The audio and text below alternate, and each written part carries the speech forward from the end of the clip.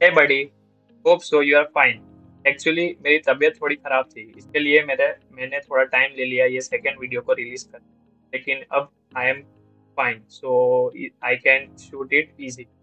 इस वीडियो में हम बात करेंगे कि कैसे कोई न्यू फ्रेशर अपनी फील्ड चूज कर सकता है, जैसे कि वेब डेवलपमेंट, साइबर सिक्योरिटी, या फिर ऐसे ही सिर्फ एडवाइस नहीं दूंगा, लेकिन आपको बताऊंगा कि आप ये स्टेप्स करोगे तो आप खुद के मतलब एक्सपीरियंस कर सकते हो कि ये फील्ड मेरे लिए अच्छी है कि नहीं।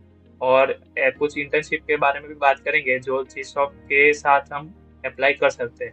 सिर्फ जी सॉफ्ट के ऊपर हमको लिमिटेशन नहीं रखना है, क्योंकि जी सॉफ्ट के लेवल में बहुत सारी दूसरी भी इंटर्नशिप्स है जो वर्ल्ड वाइड फेमस है। तो आइए शुरू करते हैं।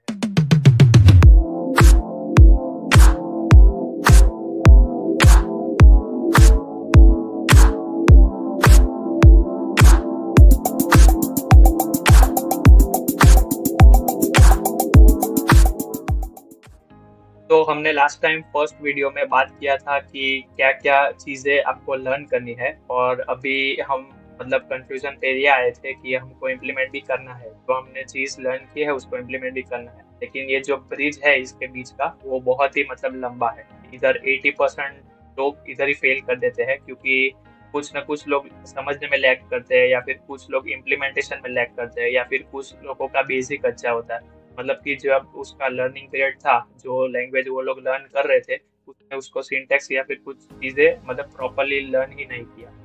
तो इस स्टेज पे अगर आप हो और फ्रेशर हो, तो आपको मैं एक एक्स्ट्रा टिप दूंगा कि भाई आप गिटहब का इंटरफेस यूज करना चालू कर दीजिए। मतलब कि गिटहब किसके लिए यूज होता है, थोड़ा बहुत, लेकिन सिर्फ उसका गिटहब में दो मतलब पार्ट होते हैं। एक होता है यूजर इंटरफेस वाला और एक कोडिंग वाला, जो मतलब कि टर्मिनल में हम लिख सकते हैं। लेकिन अगर आप यूजर इंटरफेस के साथ आप इंटरेक्ट कर रहे हो तो बहुत है इतने स्टेज पे। दूसरे सेकंड ये है टिप कि भाई अगर आप फ्री जो वर्कशॉप्स रहते हैं, जो कॉलेज अटेंड मतलब कॉलेज ऑर्गेनाइज करती है या फिर कोई टीम ऑर्गेनाइज करती है, जैसे कि बड़ी बड़ी टीम गूगल है, माइक्रोसॉफ्ट है, तो उसमें भी आप पार्टिसिपेट कीजिए कि उसमें आप अलग अलग प्लेटफॉर्म के साथ मतलब अपना फेमिलियरिटी बढ़ा सकते हैं। और तीसरा टिप ये है कि आप इस स्टेज पे सिर्फ हैकाथॉन को देखना चालू कीजिए। मतलब कि कोई फ्रेंड हो हैकाथॉन्स में पार्टिसिपेट कर रहा हो, तो उसको आप पूछिए, भले उसका मतलब ऐसा लग रहा हो कि आप उसका सिर खा रहे हो, लेकिन फिर भी आप उसको पूछिए कि कैसा होता है उसका स्टेप्स, क्या क्या मतलब उसमें कॉम्पीट कैसे करना रहता है वगैरह। अभी के लिए पार्टिसिपेट करने के लिए मैं नहीं बोलूंगा, क्योंकि आपको मतलब उतना मालूम नहीं है, उतना नॉलेज नहीं है। आपने कुछ प्रोजेक्ट्स पे भी अभी काम नहीं किया है, अभी आपने सिर्फ लैंग्वेजेस पढ़ी है। मतलब कि आपके मतलब इंग्रेडिएंट्स आपने सिर्फ इकट्ठा किया है कि राइस है या फिर व्हीट है और वेजिटेबल्स है, लेकिन अभी उसको कुक कैसे करना है वो मैं आपको दिखाऊंगा।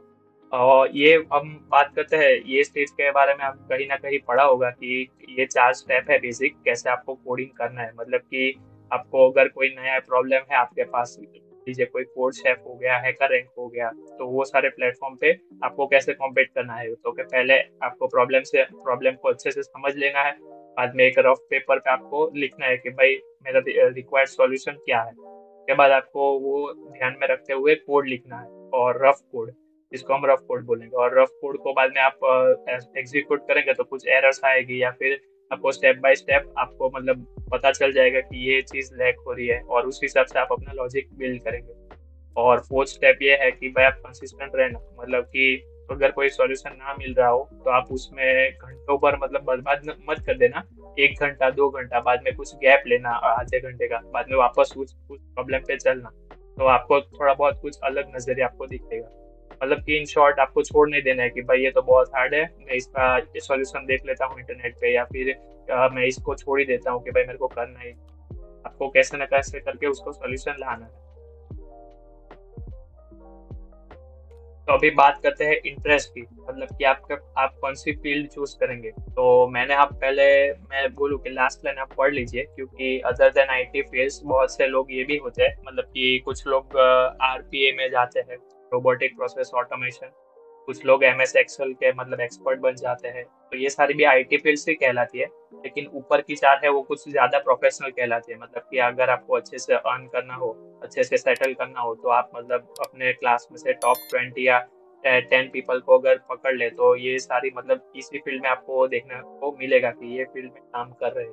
तो तो वो दूसरी फील्ड भी है, मतलब नीचे जो मेंशन की हुई है, और ये ऊपर की राइट साइड की 4 फील्ड है, तो वो भी आपको मतलब कॉमनली सुना होगा किधर न किधर की भाई हमको कोडिंग में अगर ज्यादा आगे बढ़ना हो तो डीएसए आपका अच्छा चाहिए कोई भी पर्टिकुलर लैंग्वेज पे। बाद में सेकंड है कि इथिकल हैकिंग में आप बढ़ सकते हैं आगे। थर्ड है मशीन लर्निंग या एआई, जिसमें आप इधर पढ़ सकते हो कि क्या क्या रिक्वायरमेंट्स है। और फोर्थ है कि वेब डेवलपमेंट, मतलब कि अगर आप अच्छे लर्नर हो कि वेब डेवलपमेंट ऐसी बड़ी फील्ड है जहाँ पे आप अगर 30 ईयर्स के हो गए 40 ईयर्स के भी हो गए, तो अगर आपने जॉब चेंज की तो आपको कुछ नई चीज़ें लर्न करनी पड़ेगी। और इसमें ज़्यादा कुछ बिग डील नहीं होती है, मतलब कि शॉर्ट शॉर्ट थिंग्स भी होती है। सी लैंग्वेज जैसा पूरा वास्ट कॉन्सेप्ट नहीं होता है। HTML CSS अगर आप में से किसी ने किया होगा शॉर्ट शॉर्ट तो आपको मालूम होगा। तो अभी बात करते हैं कि सिर्फ मतलब बातों से ही आपको आपका इंटरेस्ट नहीं मालूम पड़ेगा। जो राइट में मैंने पूरा ऐसा पाथ तैयार करके दिया है, मतलब कि पहले सी लैंग्वेज पढ़ो, बाद में जावा पढ़ो।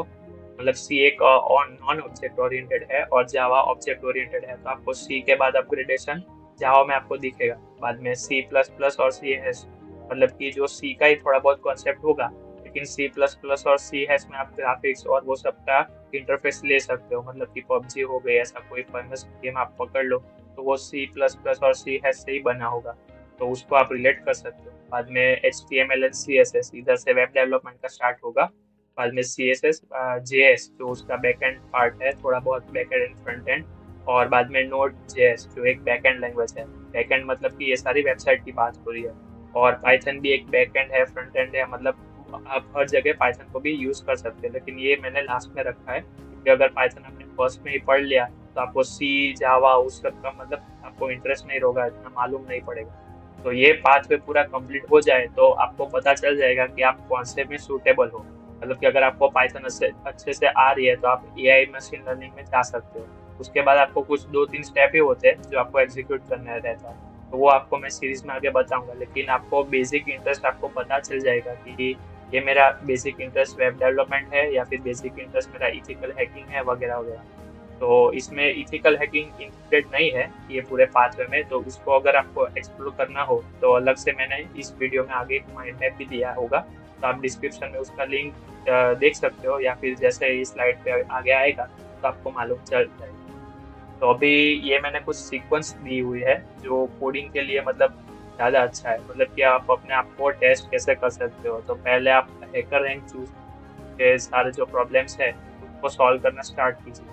बाद में कोड शेफ के कुछ रेगुलर टेस्ट है, वो मतलब हैकर रैंक उतना लाइव टेस्ट नहीं देता है, हैकर रैंक सर्टिफिकेशन के लिए है। अगर आपको कोई लैंग्वेज आती है तो आप वो उसके सर्टिफिकेशन सेक्शन में जाके अपना सर्टिफिकेट जनरेट कर सकते हैं कि मेरे को इतना लेवल का आता है।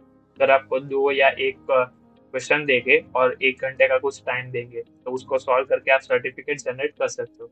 कोड शेफ ऐसा है कि रेगुलर मतलब आपको 6 बजे या फिर अपना कुछ टाइम रहता है, मतलब उन लोग का टाइम रहता है, लोग उस टाइम पे रिलीज करते हैं कोई ना कोई टेस्ट, तो आपको रेगुलर नए नए क्वेश्चन चाहिए तो आप उसको सॉल्व कर सकते हो। बाद में दोनों मतलब सर्टिफिकेशन कोड सेट में भी अवेलेबल है, लेकिन हैकर रैंक में करो तो आपको इजीली मतलब रहेगा। मतलब कि अगर आप स्टार्टिंग ही कर रहे हो, आपका फ्रेशर हो आप, तो आपको हैकर रैंक का ज़्यादा अच्छे से मतलब समझ में आएगा। बाद में सेकंड स्टेज में अगर आप कोड सेट में स्विच करते हो तो आपको अच्छे से वो भी समझ आ जाएगा। बाद में फोर्थ स्टेप वही है कि सर्टिफाइड लेना। बाद में फोर्थ स्टेप है कि अपना सीवी बना लीजिए। मतलब कि आप आईटी के फील्ड में हो तो नॉर्मल एमएस एक्सेल वाला सीवी नहीं चलेगा, मतलब कि एमएस एक्सेल हो गया या फिर एमएस वर्ड हो गया, आपको एक प्रोफेशनल अच्छे से गुड लुकिंग सीवी भी बनाना पड़ेगा कि आपके जिसमें आपके प्रोजेक्ट्स है, अचीवमेंट्स है। इनिशियली सब वो अपने प्लेग्राउंड और वो सब मतलब ऑफ द ट्रैक जो है वो अचीवमेंट्स मत डालिए। जिस प्रोजेक्ट पे आपने काम किया है, मैंने अगर आपने मतलब स्किप नहीं किया है वीडियो तो आपको स्टार्टिंग में मैंने बोला था कि गिटहब है वगैरह वगैरह, तो वो सारी टिप्स का अगर आपने इम्प्लीमेंट किया होगा तो आपको मतलब टॉपिक मिल जाएगा कि भाई मैं ये इसको रिज्यूम में ऐड कर सकता हूँ। तो इस तरह से आप अपना सीवी या रिज्यूम जो आप बोलते हैं तो वो अपना पूरा तैयार कर लीजिए, और उसमें अटैचिंग मतलब उसमें सर्टिफिकेट्स भी सारे अटैच करना जो जो आपने अचीव किए हैं। इन द केस कोई प्रोजेक्ट है तो आप गिटहब का इंटरफेस भी मतलब दे सकते हैं उसमें सर्टिफिकेट के वजह, मतलब कि कोई प्रोटोटाइप जैसा कुछ हो गया उसकी लिंक दे सकते हैं। तो एक पूरा रिस्पॉन्सिव रिज्यूम आपको प्रिपेयर करना है कि भाई किधर भी मैं क्लिक करूँ रिज्यूम में तो मेरे को कुछ ना कुछ देखने को मिलेगा।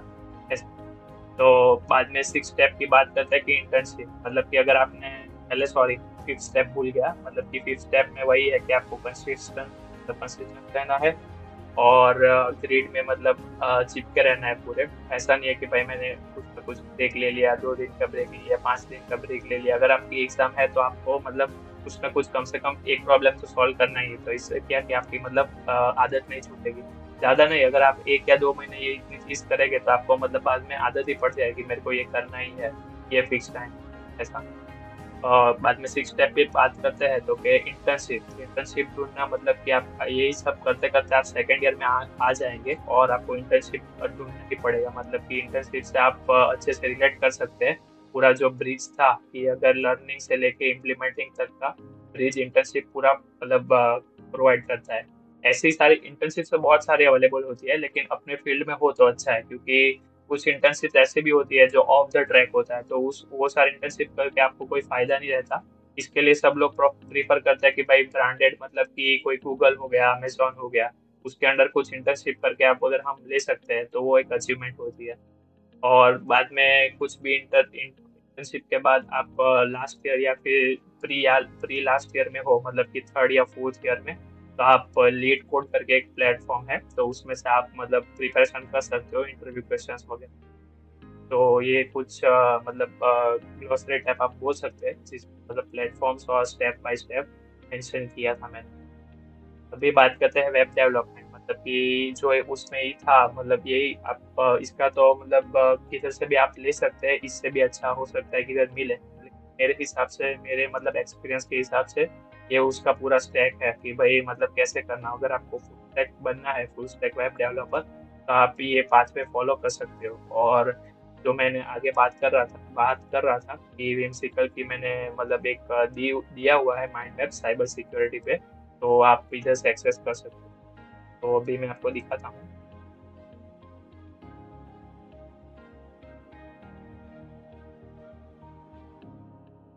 तो बेसिकली ये कुछ प्लेटफॉर्म्स वगैरह आपको दिखाई दे रहा होगा कि कैसे आपको करना है।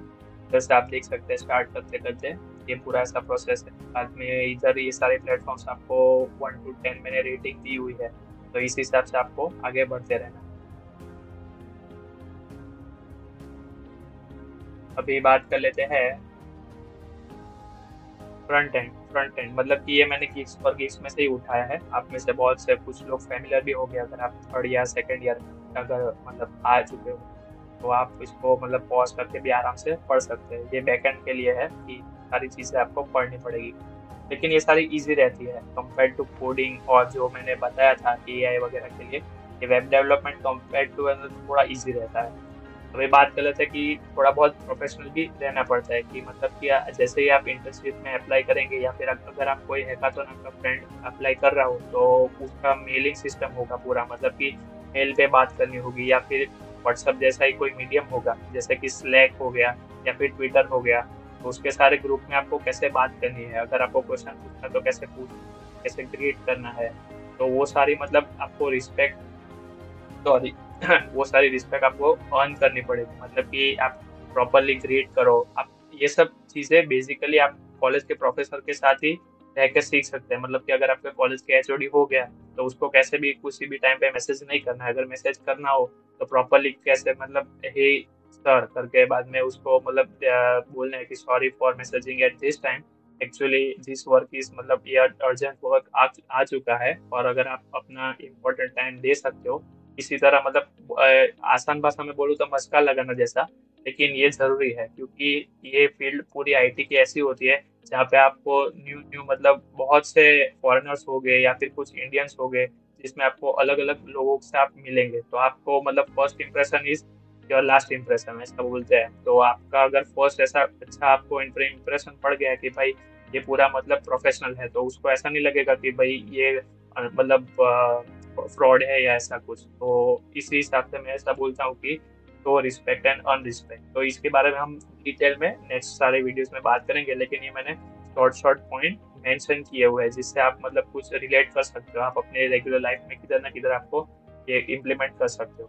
बाद में you are in coding environment, तो कम्युनिकेशन इज मस्ट, मतलब कि आपको कम्युनिकेशन करते रहना है कि मैंने आज इतना किया है, क्योंकि अगर आप कंपनी में जाते हो तो आपको से आपने चाहे बहुत सारा काम कर लिया पूरे दिन में, लेकिन वो लोग कुछ देखेंगे नहीं, क्योंकि आपने कितना काम किया वो आपको ही मालूम होगा। तो आपको एक एक्सेल शीट होगा या फिर कोई प्लेटफॉर्म होगा माइंड मैप जैसा, या फिर कुछ मान लीजिए नोट टेकिंग प्लेटफॉर्म होगा जो कंपनी का खुद का होगा, तो उसमें आपको डेली अपडेट करना पड़ेगा कि आज मैं इतने बजे ऑफिस में आया था। वो तो ऑटोमेटिक अपडेट हो जाएगा आपके प्रेजेंस और वो सब। लेकिन आप इतने बजे आके आपने क्या काम किया, मतलब कि किस चीज़ पे मैंने काम किया, वो सारी उसकी समरी बनानी पड़ेगी। तो इसके लिए आप कम्युनिकेशन मेंटेन रखना। अगर आपको कोई इंटर्नशिप मिलती है या फिर अगर कोई आप कंपनी को पूछ रहे हो, जैसे कि मान लीजिए ये जीसॉक का ही कुछ जीसॉक मेलिंग लिस्ट होगा, तो जीसॉक को आप अगर मेल कर रहे हो, कुछ भी आपका कोई डाउट हो, तो आप कैसे आप प्रॉपर्ली मेल करना है, जैसे कि मतलब उन लोग को भी अच्छा लगे और वो भी गाइड करने में आपको आसानी रहे। तो ये सारी टिप्स है। बाद में लर्निंग कोडिंग एथिक्स, मतलब कि ये कोडिंग एथिक्स क्या होता है कि कमेंट्स यूज करते हैं, बाद में आपको कोड मतलब अच्छे से लिखना है। बाद में हर एक प्रॉपर मतलब विगरस कोड नहीं लिखना है, कि कुछ लोग करते हैं कि ब्लैंक लाइन छोड़ देते हैं वगैरह वगैरह। आप वीएस कोड अगर यूज करते हो तो आपको उधर लाइन और वो सब आपको अच्छे से दिखाएगा। तो वीएस कोड आप यूज कर सकते हो अच्छे से, आपको मतलब इंटेंडेशन देने के लिए। में बहुत सारे शॉर्टकट्स भी होते हैं कि भाई आप राइट क्लिक करके फॉर्मेट करते हो तो पूरा डॉक्यूमेंट फॉर्मेट हो जाता है जिस हिसाब से, मतलब अगर सी का कोड लिख रहे हो तो सी के हिसाब से, या फिर जावा का कुछ कोड लिख रहे हो तो उसका होता ही है मतलब एक्सटेंशन वगैरह। तो आप इंस्टॉल करके उसको अच्छे से अपना रिप्रेजेंटेशन दे सकते हो। बाद में try to use Gmail with proper grammatical knowledge. आप ग्रामरली यूज कर सकते हो जो फ्री एप्लीकेशन है। अगर आप किसी को मेल कर रहे हो या फिर कोई ना कोई आप एप्लीकेशन से मतलब एनी हाउ आप कम्युनिकेट कर रहे हो, तो आप ग्रामरली का यूज कर सकते हो, जो आपको अच्छे से मतलब ग्रामेटिकल जो भी एरर्स होगा वो सॉल्व करके देगा। भले आपको ग्रामर में कुछ प्रॉब्लम आ रही होगी, लेकिन वो ग्रामरली सॉल्व करके देगा। और बाद में बात करते हैं कि don't show your creativity everywhere, sometime it's better to be simple. मतलब कि अगर आप सीवी बना रहे हो तो उतना भी क्रिएटिव नहीं होना चाहिए कि भाई आपका जो टेक्स्ट लिखा हुआ है बैकग्राउंड में वही ना आप पढ़ सके। ऐसा ही मतलब कि अगर कोडिंग की बात करें तो कुछ लोग सिंबल ज्यादा यूज करते हैं कोडिंग में, और बाद में उसी सिंबल में अगर कुछ वो रन नहीं हो पाता, कंपाइल नहीं हो पाता, तो एक एरर बन जाता है। तो आप सिंबल्स हो गया, इमोजीज हो गया, उसको मतलब लेस ही अवॉइड ही करना। ऐसा ही नहीं बोल रहा हूँ कि एकदम अवॉइड करो, लेकिन हो सके उतना लेस यूज करना। अगर आपको गूगल के लिए इंटरव्यू है तो आपको मतलब अच्छा दिखाना होगा, मतलब कि आप तब उस टाइम पे यूज कर सकते हो। लेकिन अब अगर नॉर्मल हो गया कि भाई अभी सबमिशन टाइम है, मेरे पास टाइम नहीं है, मेरे को कोड करके देना है, तो उस टाइम पे आप ये सब अवॉइड कीजिए। ऐसा फाइनली जिस पल का आपको स्टार्टिंग से मतलब इंतजार था, जिस सॉफ्ट एक अकेली इंटर्नशिप नहीं है जिसके लिए आपको अप्लाई ही करना है। मतलब कि ये मैंने रेटिंग वाइज कुछ इंटर्नशिप इधर डिस्क्राइब करके रखी है 1 2 3 4 5 6 7 8 9। मतलब कि पहले आपको जीसॉक के लिए अप्लाई करना है, सेकंड प्रेफरेंस आपको गूगल स्टैक के लिए देना है, थर्ड प्रेफरेंस आपको माइक्रोसॉफ्ट एक्सप्लोर के लिए देना है। अभी मैं आपको एक टास्क देता हूँ जो आपको जीसॉक में भी हेल्प करेगा। मतलब कि जीसॉक में आपको एप्लीकेशन प्रोसेस होती है एक, तो मतलब एप्लीकेशन पीरियड होता है जहाँ पे आपको 7 दिन या फिर 8 दिन दिया जाता है। ऐसे आपके लैंग्वेज या फिर मतलब आपके नॉलेज के रिलेटेड आपको कोई प्रोजेक्ट ढूंढना रहता है। मतलब कि जैसे आपको पता है कि जीसॉक में बहुत सारी ऑर्गेनाइजेशन रहती है, लेकिन वो ऑर्गेनाइजेशन के अंदर भी कुछ प्रोजेक्ट्स होते हैं। और अगर आपने अपने नॉलेज के हिसाब से सही प्रोजेक्ट चूज किया है और उधर कंपटीशन कम है, तो आपका सिलेक्शन का चांसेस बढ़ जाता है।